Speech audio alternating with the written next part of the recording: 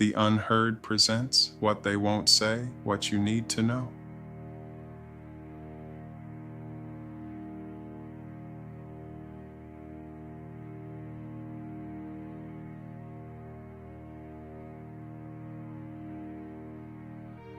Before a human being could be enslaved for life, something had to be destroyed inside them first.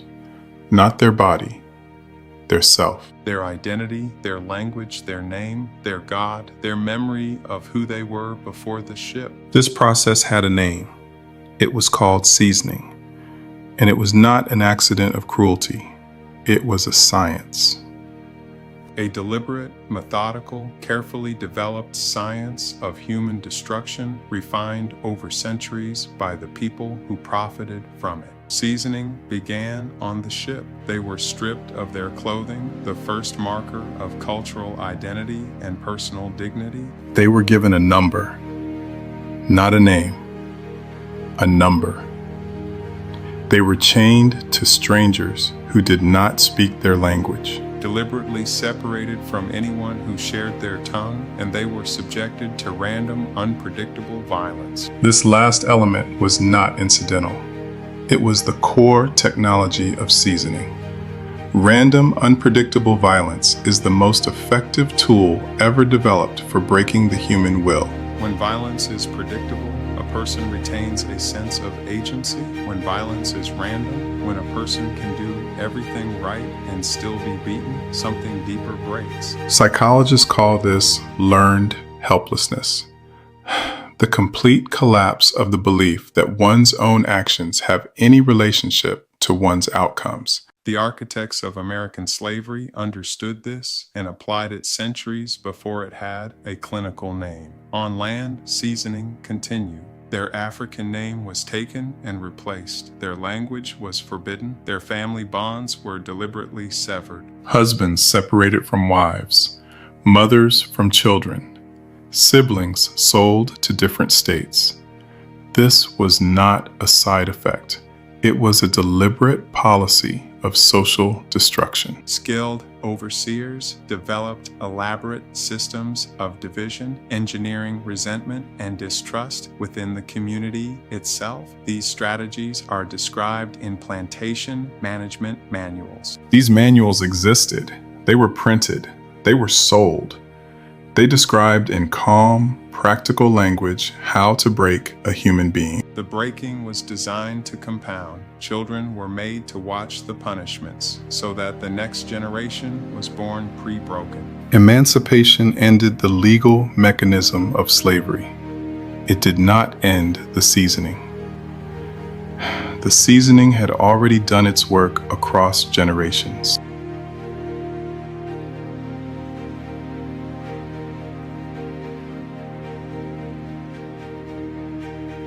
There is a chapter of American slavery that almost never appears in textbooks. It is the chapter about what slaveholders did on Sunday afternoons. They made enslaved men fight each other, not box, not wrestle, fight with fists, with improvised weapons, until one man could not continue. Sometimes until one man was dead. For the amusement of white audiences who bet money on the outcome. This was documented across multiple southern states and decades. In the diaries of slaveholders themselves who recorded outcomes the way a person records a horse race, because that is exactly how they thought of it. The enslaved men who were forced to fight were not volunteers. They were selected. Some were trained specifically for this purpose. Property being prepared to perform. Slaveholders brought their fighters to plantation gatherings and wagered significant sums. Sometimes the wagers involved human beings bet against human beings. The man in the center had no choice. Refusal meant severe public punishment. So men fought men they had no quarrel with. Men who may have shared meals. WPA narratives describe a man forced to fight coming back to his quarters afterward with his face destroyed, unable to speak, sitting in silence. He was never the same. The forcing of enslaved men to fight each other served multiple functions. It forced Black men to be instruments of each other's harm. It fragmented community bonds. And it gave the white audience watching evidence they would use to justify everything. They watched Black men destroy each other and called it proof of Black inferiority. Create the conditions that produce a particular behavior. Then cite the behavior as justification for the conditions. That pattern did not end with slavery. It evolved.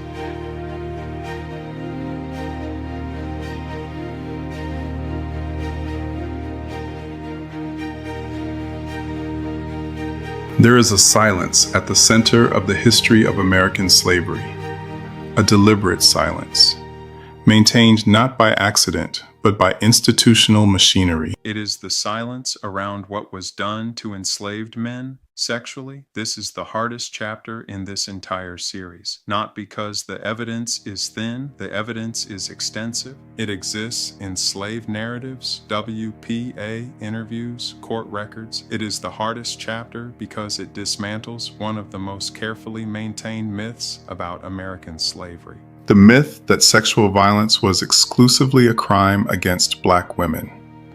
It was not.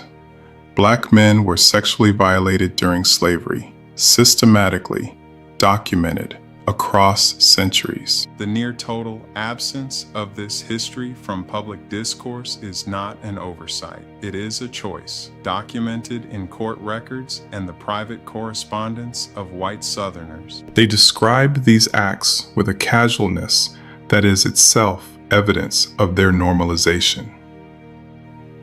Forced breeding. Enslaved men selected for physical characteristics has received limited acknowledgement. What it meant for the men is almost never discussed. What it means to be treated as a reproductive instrument, to have your sexuality managed as a financial asset. To have your most intimate biological function reduced to a line item in a slaveholder's financial planning. This was a profound, dehumanizing form of sexual violation, and it was done to men. Equal Justice Initiative documents that in a significant percentage of racial terror lynchings, the victim was castrated, not as additional punishment, as ritual. A ritualized assertion of power that connected sexual domination to racial terror. Why has this history been so absent? Because a culture constructed Black masculinity around strength and imperviousness. Because the stigma around male sexual victimization made it culturally almost impossible to report or acknowledge. The silence was not the absence of experience, it was the presence of a culture. And trauma that cannot be named cannot be healed. Trauma that cannot be healed is transmitted. A community carrying unnamed sexual trauma for 400 years requires a reckoning. This series has now covered 15 chapters, 15 dimensions of what was done to Black people. By name, by date, by documented evidence. One pattern remained constant. The crime was always followed by the erasure of the crime, the burning of Greenwood followed by suppression, the experiments followed by silence. The erasure is always the second crime. Because a wound that is acknowledged can begin to heal. A wound that is denied festers. The truth is the only thing that has ever changed anything. Not the comfortable version, the true one. Complete, unhedged, unflinching, named, dated, sourced, spoken out loud. This is the Unheard. 15 parts, 4 source books, 12 centuries of documented evidence. One obligation: to know, to say, to never allow the erasure to be the final word. What they did to us is documented. What we do with that documentation is ours to decide. This is the Unheard, and now you have heard all of it.